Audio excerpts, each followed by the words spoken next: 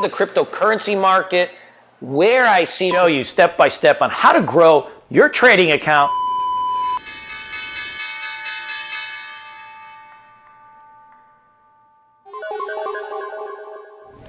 Hey guys, what's going on? Kunal here. Back to our weekly session on me just answering questions from our viewers on where I see things going in the cryptocurrency market and investing in general in terms of trading stocks or cryptos on a short-term basis. So I got a really interesting question that I think is something that we should be going over. I got a question from Dave that says, hey, in 2022, where do you see the best value in action in the investing space? Is it in cryptocurrency? Is it in potentially Chinese stocks? Is it in energy stocks or some other sector that could take off? I think that's an awesome question because every single one of those sectors has a few unique things that I really like about it. So let's first talk about value versus momentum. So value means like, okay, I'm buying into something because it is cheap or it may start to turn and potentially trend sometime in the future. So that would be like, okay, the cryptocurrency market has fallen 60, 70%. How much lower can it go? I sense value in it, so therefore I buy or start loading into positions. Trends and momentum is, okay, what's hot right now? So that would be like the cryptocurrency market last year. That would be like Solana last year, where you hop on a trend and that thing goes bonkers and you're able to ride that wave. So in terms of today's market, cryptocurrency is more in the value stage. It's been in a deep downtrend for the last 6 months and it's slowly starting to even out, but we have seen very little signs of a deep trend starting. But we are starting to see signs of bottoming. Chinese stocks. The Chinese government had instituted all sorts of rules and regulations last year that really put a lid on the Chinese stocks. And then in the United States, we've had all sorts of delisting news on a majority of the Chinese names, the big boys like Baba, PDD, Billy, IQ, Huya. You can just throw a dart at them. And so most of those names have fallen also over 50%. So if you look at a company like Baba, which is on par with Amazon, it is the largest company in China in terms of e-commerce and mirrors Amazon in a lot of ways and potentially even does more volume than them. That company's come down from almost $400 down into the low 90s. And so now that's also something that's got deep value. I used to trade a company called PDD, and that's gone from 250 to in the 30s of recent. So that's also a deep value type of play. Now, in terms of Chinese stocks, there's a lot of regulatory hurdles that are happening. And so it's a little bit of an unknown. We have value there, but we have this unknown that we don't know really what's going to happen to these companies on whether they'll be able to be trading in the US. On the other side, we have a inflation theme that's been happening. So for like a lot of you guys, if you notice, like if you call a landscaper, can't find one. If you go to your bar, no workers. You try to buy some chicken wings and they don't look right. Like everywhere you go, you're having trouble finding goods and services at a proper price. Why is that? Well, it goes a few different ways. There's not enough workers. But beyond that, we have deep inflationary pressures in the market. The price of oil is skyrocketing. The price of certain types of food is skyrocketing. Laundry detergent, something that's supposed to be pretty damn cheap. 24 bucks for a little bucket of it we got the other day. How's that even possible? So right now, every single thing is just skyrocketing in terms of inflation. So the inflation trade is something that's been around for a little bit, and it looks like it may just be starting to pick up some steam. So in terms of the energy space, that's a pure momentum trade. We have oil, which is going to be something that's probably going to stay high for a little bit of time with the Ukrainian war and so many other things going. There's a couple names in there like Oxy. Check out this chart on Oxy. It has a fantastic breakout going. CLF, X, those are two steel companies. So you got US Steel and Cleveland Cliffs. Those are two steel companies that got tons of trend on them. So when you look at those names like Oxy, CLF, X, those are like cryptocurrency last year, where you get that big trend and they're starting to go crazy. The Chinese names and the cryptocurrency names have value. So there's a handful of them that you want to be watching to see if they start to round. If you look at the current price of, say, Solana, it's been vacillating between this 80s to 100 range for now a couple months, and you're starting to see some signals that it may start to turn. So how trends emerge, all right? There's 4 stages to a cycle of a stock, a cryptocurrency, anything. So you have your bear market. That's your declining phase. So we just got out of that in the cryptocurrency market, where you're in your just good old-fashioned bear market where everything is crashing.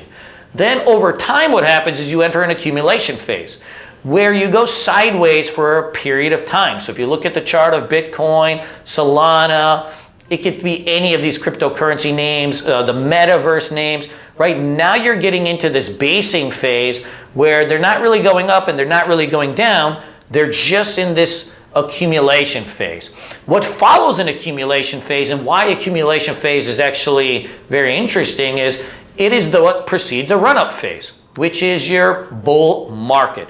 That is your just big time uptrend where your moving averages are curling up, where the stocks start to rise and you're getting higher highs and higher lows. So if you look over here at what a trend looks like, there's 2 aspects of a trend.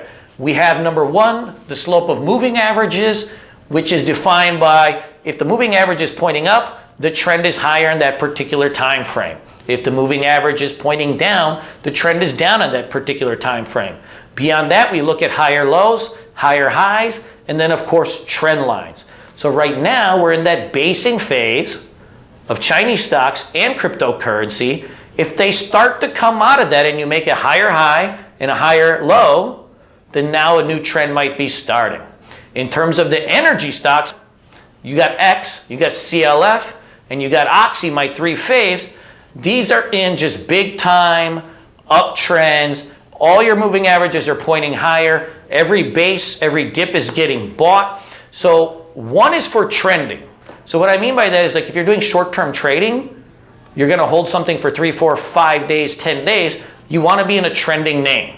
If you're looking to hold something for a long period of time, then you want to look at these value names that are in accumulation phase and wait for them to come out of their bases, because that's when the new trends will form, and that's when you get the big rip on them. So one is for short-term trading, one is for a little bit of a longer-term trade. So we want to be looking at all of these right now. It really just depends on what type of trader you are.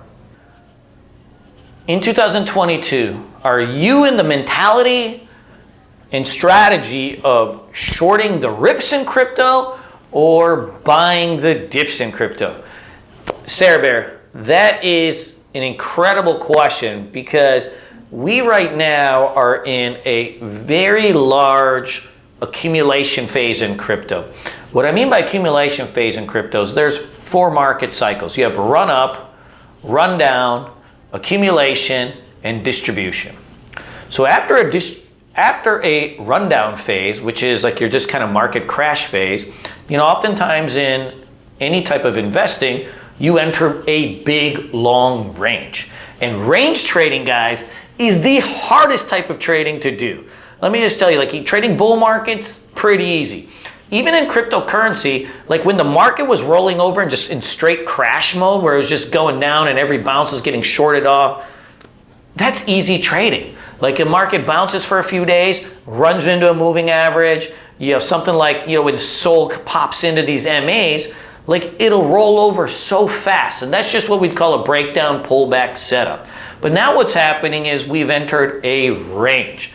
And range trading is the hardest type of trading to do, because what happens is when the market has like a couple days of spikes up and you get these like big rips, all of a sudden like things look good, And we're conditioned because of the bull market, right, to buy breakouts. What happens in range trading is breakouts like this end up getting faded off. So you can see here, like in SOL, like you have this like 3 hot up days where it's up 25%. And you're like, okay, this is the bottom. You're testing levels of resistance. Like this could be it. And then next thing you know, you get the kerplunk. And that's been happening in every single name. Like when you're looking at the charts of Bitcoin, look at how many times in the last month you've had like a few like really big days where you're thinking like, wow, the market has healed itself, and then it just sells off. But then when it sells off, guess what happens? You're sucking in the shorts because it's looking like a breakdown setup, and then the market just rips right back. And we're in that zone right now.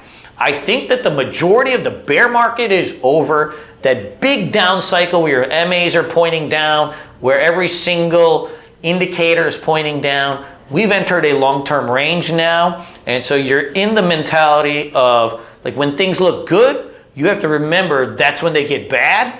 And when things look really bad, like if you look at Bitcoin, Ethereum, these charts, like every time it looks like it's rolling over, that's when they rip back. I just recently took a trade in sand, and I fell for this.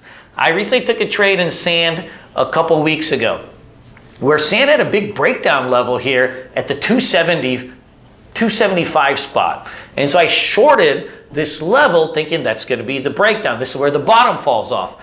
And immediately the next day, what ends up happening? Whoop! That thing rips back, and it ends up popping up like 20, 30%.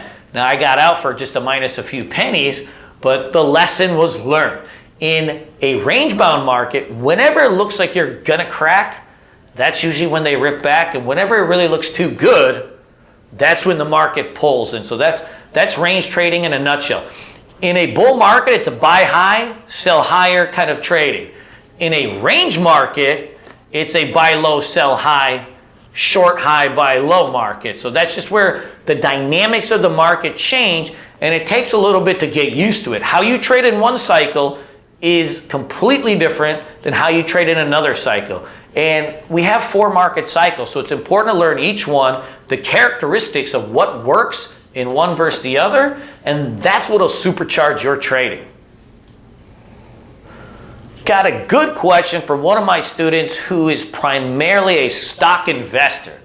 And he was asking, are there any ways that I can get exposure to cryptocurrencies without actually opening a cryptocurrency account? Are there any ETFs or ways that I can get access to this investment vehicle? And in today's day, over the last 2 years, we've added so many different ways to purchase into the cryptocurrency market. For example, in the United States, if you're trading the US stock market, you have ETHE, which is an ETF that purchases Ethereum. So Grayscale Investments has multiple different ways where you can actually get exposure to cryptocurrency via specific tickers, and they just trade like stocks. So you have ETHE for Ethereum, you have GBTC for Bitcoin, and you can actually buy these, and when the price of Bitcoin or Ethereum go up and down, you're literally able to trade those. Recently, we've added another one called BITO, which tracks the price of Bitcoins using futures derivatives. And then you also have a whole host of miners that you can trade anytime you want on the US markets. So you have Mara, you have Riot, you have Can. Any of these will give you exposure to Bitcoin or crypto miners, and those tend to move pretty good when the markets start to heat up. If you look at it when the price of Bitcoin was flying last year, look at this chart of Mara. This thing was flying. It was in a big stage 4 uptrend for quite a period of time.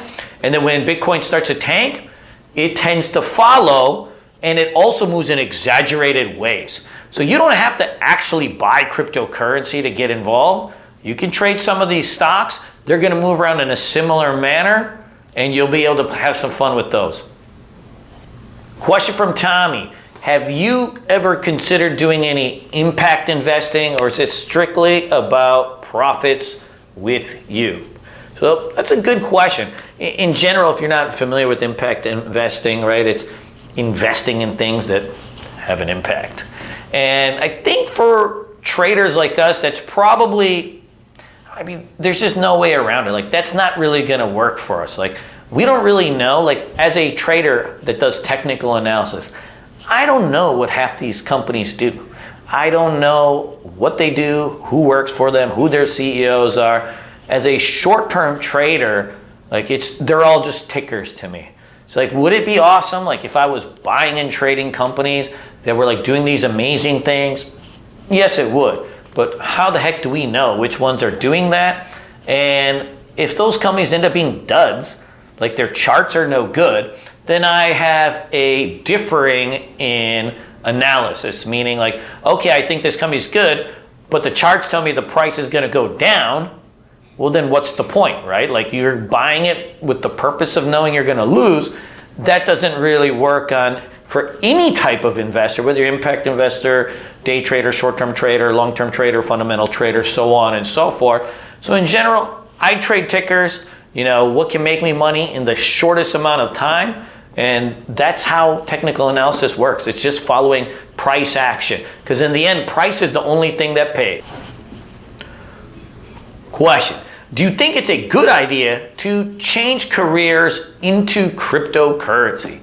That's an awesome question, because I've actually had a couple of my employees make that full-time dive into the cryptocurrency world. One of my business partners, the oil lord, aka Eric, he actually moved to Japan and lived there working at a cryptocurrency company that we were involved in and were partners with us. And he really enjoyed his time there. So I think that's something that is an awesome possibility if you have a passion for it. The problem is, like, when you get into industries just like make money, then you never really survive. Because if you don't love what you do, then when times get tough, like, it's really hard to pick yourself up off the ground over and over. Like, for example, my business, like, I've almost gone bust so many times, but it never really changed like what I was doing, because I love what I do. So when things are bad, like, I still am able to keep at it and keep working every single day, because this is my passion. But when you don't really give a shit about what you're doing, hey, somebody hits you in the face, you have some bad luck, you end up bailing, and now you're looking for a new career, a new job, and you're just kind of hopping around trying to figure your way out in the world. And that's not really my style. So I think if you wanted to jump into cryptocurrency, if you have a passion for it, you should totally do it.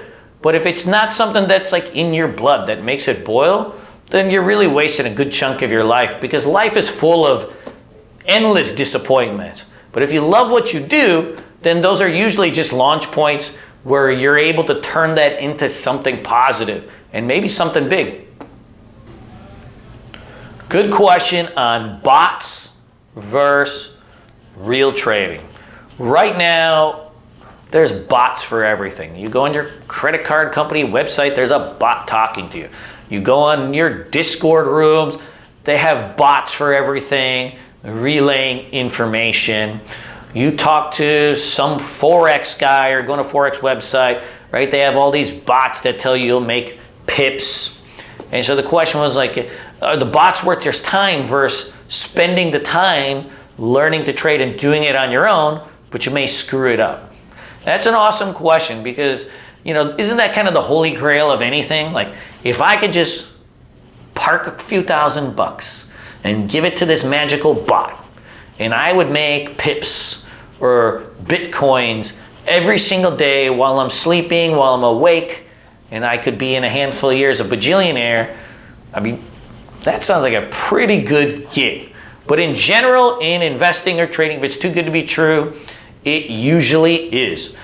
The returns for automated trading for most people is just not where you need it to be. Meaning, if you only have a handful of $1,000, you have $5,000, $10,000, $15,000, $20,000, these bots are not going to really probably move the needle for you if they work even at all. There's fucking bots for everything. But you never talk to a guy, right? You never go to the bar, see a guy in a Lambo, and he's like, yeah, man, I got this bot. And I put some money in this bot. And now this is my car, right? Like, you don't run into people like that. You run into people that have those things when they build businesses, they provide great service, they teach others, and they trade their money. There's a million different ways to make money out there, but you gotta be damn good at any of them. But you never run into a guy that's like, yeah, that thing is from my bot. Just doesn't happen. If it's too good to be true, it usually is. This show's been sponsored to you by Bulls on Crypto Street. Guys, I got a special for you guys. Go to bullsoncryptostreet.com/intro. I've got a free intro to trading course that is going to teach you from steps A to Z on how to get started in the cryptocurrency market. I've also got a free chat room where you can literally watch me trade from what I'm buying and what I'm selling, and it's for free. I put a link in this video for you guys. I appreciate you guys hanging out with me. I look forward to seeing you next week. Take care.